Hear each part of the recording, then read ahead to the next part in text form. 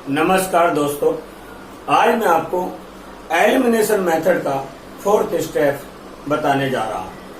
हमारा fourth step है check if unequal coefficient.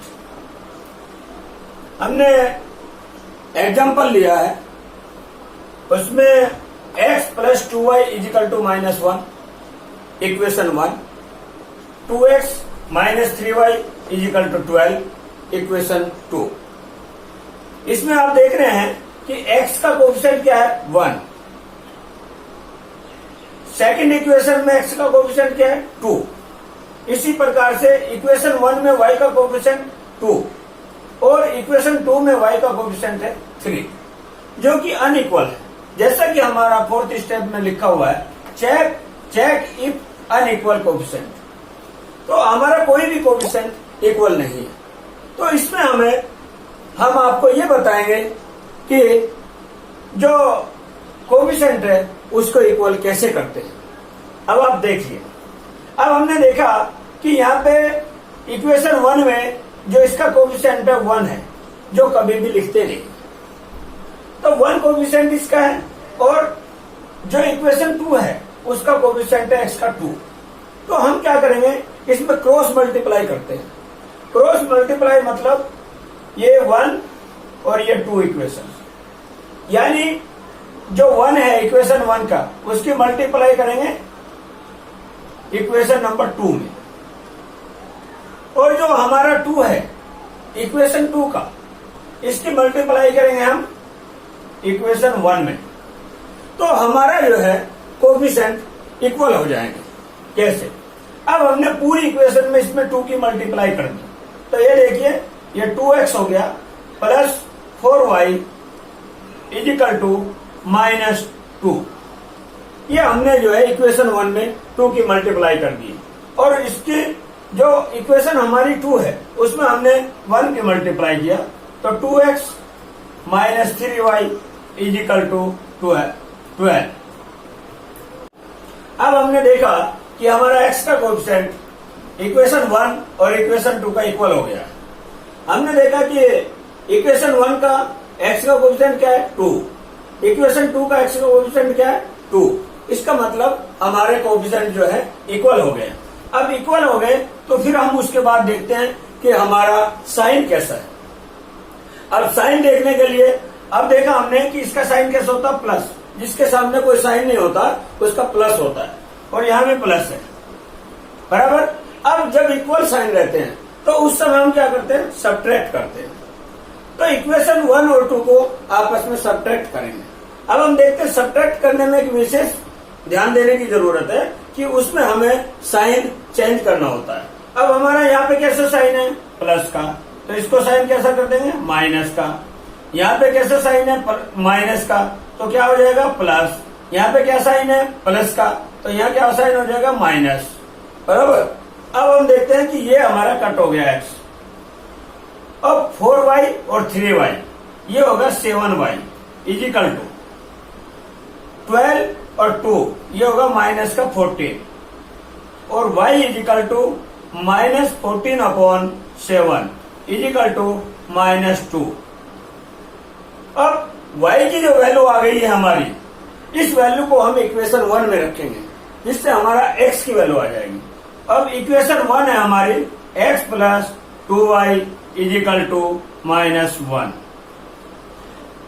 x plus 2 into -2, y की जगह हमने -2 रख दिया equal to -1। x -4 equal to -1, x equal to -1 plus 4। आपको मैं पहले ही बता चुका हूं कि जब भी इक्वल के लेफ्ट हैंड साइड से राइट हैंड साइड या राइट हैंड साइड से लेफ्ट हैंड साइड यदि आता है तो हम जो उसका साइन चेंज कर देते हैं। तो x इजिकल टू होगा 3। तो इस तरह से हमारी x की वैल्यू भी आ गई और y की वैल्यू भी आ गई। तो ये हमारे दोनों की वैल्यू निकल चुकी है। अब उसके बाद हम आपको बताना चाहते हैं कि अब हमने क्या किया था, x के कोफिशिएंट को इक्वल किया था। अब हम चाहते हैं कि कोफिशिएंट हम y के इक्वल करें। तो देखिए अब हमने देखा इक्वेशन 1 और इक्वेशन 2। इक्वेशन 1 में y का कोएफिशिएंट क्या है 2 और इक्वेशन 2 में y का कोएफिशिएंट क्या है 3। तो हम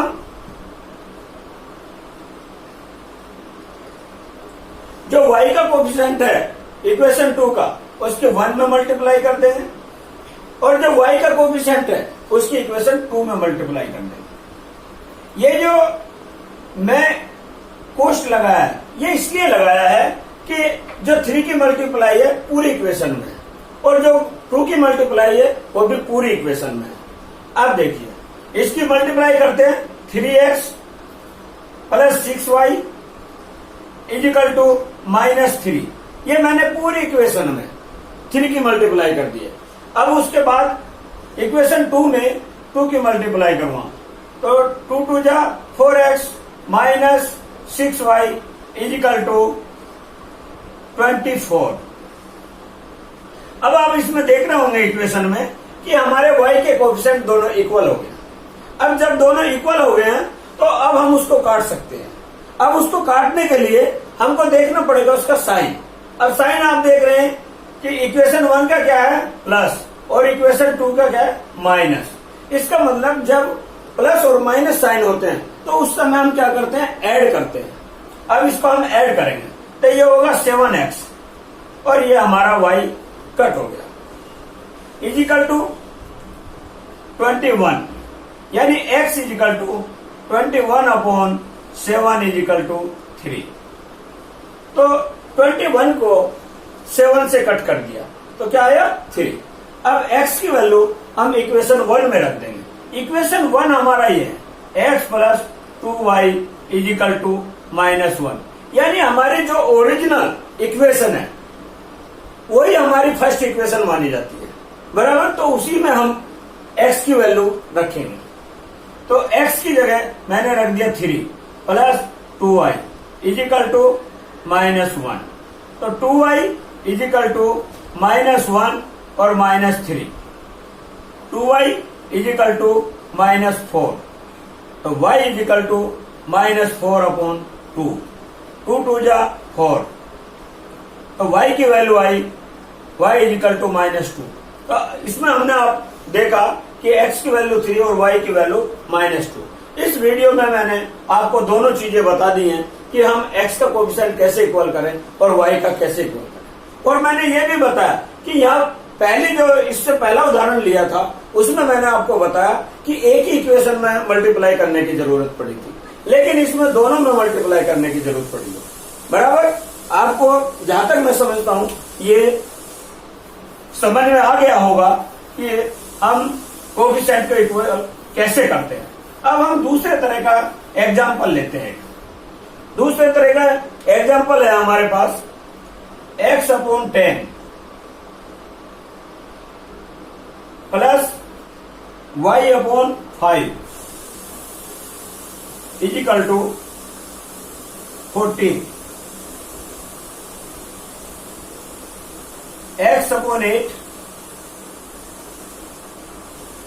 प्लस y/6 इजिकल टू 50। ये हमारी इक्वेशन 1 है और ये इक्वेशन हमारी 2 है। अब तक आपने देखा है कि जो हमारा न्यूमरेटर और डिनोमिनेटर इसमें हमने इक्वेशन कोई सॉल्यूशन नहीं किया था। अब हम इस तरह की इक्वेशन का सॉल्यूशन करके बताते हैं।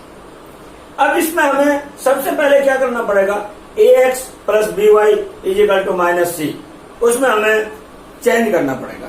अब उसमें चेंज करने के लिए हमें इसमें एलसीएम लेना पड़ेगा। जो हमारा न्यूमरेटर है जो हमारा डिनोमिनेटर है उसका हम एलसीएम लेंगे। तो एलसीएम यहां पे डिनोमिनेटर क्या 10 और 5।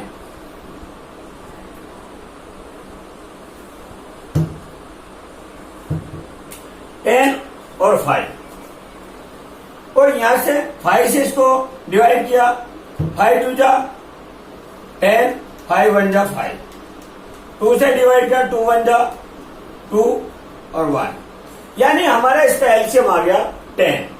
5 into 2 इजिकल टू आ गया 10। इसका मतलब हम पूरी इक्वेशन को, इक्वेशन नंबर 1 को हम 10 से मल्टीप्लाई करेंगे। इसी प्रकार हम देख लेते हैं कि इक्वेशन 2 का क्या एलसीएम आता है। इक्वेशन 8 और 6 डिनोमिनेटर, 2 4 जा 8, 2 3 जा 6, 2 2 जा 4, 3, 2 1 जा 2, 3, 3 1 और 1। हम कोई भी एलसीएम निकालते हैं तो वहां तक जाते हैं जब तक वहां नीचे 1 नहीं आता, बराबर। अब इसमें हम 2 2 जा 4, 4 2 जा 8, 8 3 जा 24, इसका एलसीएम आया हमारा 24। तो अब हम इक्वेशन 2 में 24 की मल्टीप्लाई करेंगे, बराबर। हमें मालूम लग गया है कि इक्वेशन 1 में हम किसकी मल्टीप्लाई करेंगे, 10 की, और इक्वेशन 2 में 24 की मल्टीप्लाई करेंगे। इक्वेशन 1 में 10 की मल्टीप्लाई करेंगे तो ये आया 10x upon 10 plus 10y upon 5 equal to 140। ये हमने 10 की मल्टीप्लाई कर दी और ये देखा हमने 10 से 10 कट हो गया और 5 2 जा 10। तो ये इक्वेशन आ गई हमारी x plus 2y equal to 140, बराबर। उसके बाद ये इक्वेशन नंबर होगी 3। इसी प्रकार से हम इक्वेशन नंबर 4 बनाएंगे। तो 24 की मल्टीप्लाई करी हमने तो 24x upon 8 plus 24y upon 6 equal to 360। 8 3 जा 24, 6 4 जा 24, 3x plus 4y is equal to 360। ये हमारी हो गई 4 इक्वेशन। अब आप देख रहे हैं कि हमारी इक्वेशन 3 और equation 4 ax plus by is equal to minus c के रूप की हो गई। इसके बाद हम अब स्टेप जो हमारा 2 है उसके अंदर कोफिशिएंट देखते हैं। तो अब हमारे इसके कोफिशिएंट इक्वल नहीं है, वो कोफिशिएंट हम इक्वल करते हैं। अब यहां पे x का कोफिशिएंट क्या, 1 इक्वेशन नंबर 3 में, और इक्वेशन नंबर 4 में x का कोफिशिएंट क्या है, 3। तो इसमें हमें यदि हम इक्वेशन नंबर 3 में 3 की मल्टीप्लाई कर दें तो हमारा x का कोफिशिएंट इक्वल हो जाएगा।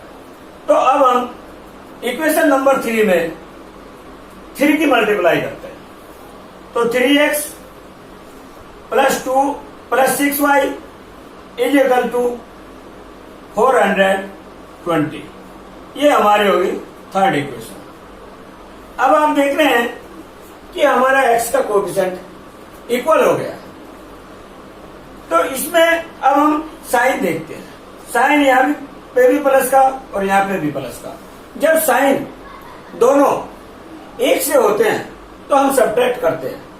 और मैंने पहले भी बताया था, अब भी मैं बता रहा हूं कि जब भी सब्ट्रैक्ट करेंगे तो साइन चेंज होता है। तो यहां पे साइन किया हमने माइनस, यहां प्लस है तो यहां माइनस, यहां प्लस है तो यहां माइनस। उसके बाद हमने देखा कि x कट हो गया तो ये हमारा क्या हुआ, minus 2y equal to minus 60। Minus से माइनस कट हो गया और y equal to 60 upon 2 equal to 30। तो y इजिकल टू 30 हमारी एक वैल्यू आ गई।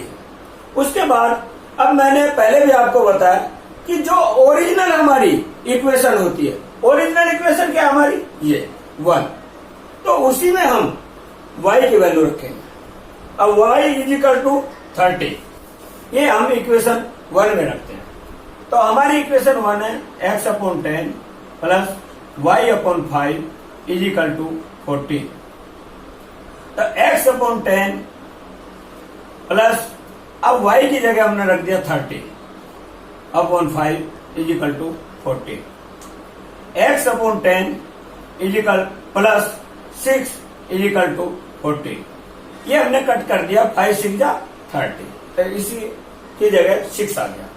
अब x upon 10 is equal to 14 minus 6, x upon 10 is equal to 8 और x इज इक्वल टू 10 की मल्टीप्लाई हो जाएगी 8 में 80। तो इस तरीके से हमारी x की वैल्यू भी आ गई और y की वैल्यू भी आ गई। x की वैल्यू है हमारी 80 और y की वैल्यू है हमारी 30, बराबर।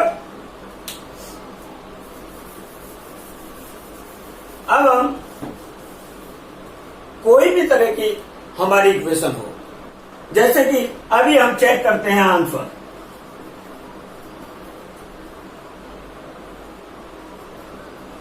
कि हमारा आंसर जो है राइट है या रॉन्ग। तो हमने देखा इक्वेशन 1, x की जगह रखेंगे हम 80 प्लस y की जगह हमने रखा 30 अपॉन 5 इज इक्वल टू 40।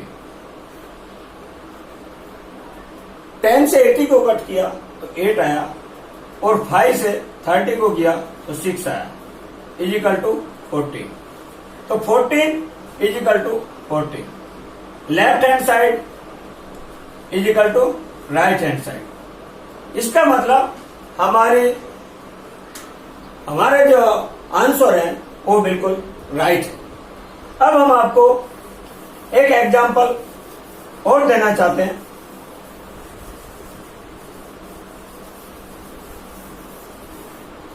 जैसा कि हमें 8x plus 7y upon xy is equal to 50, equation 1। Second equation 7x minus 2y upon xy is equal to 5, equation 2। ये इक्वेशन हमको ax plus by is equal to minus c के रूप में बनानी है। लेकिन इस इक्वेशन को हम आपको अगली जो हमारी वीडियो आने वाली है उसमें बताएंगे। Thank you.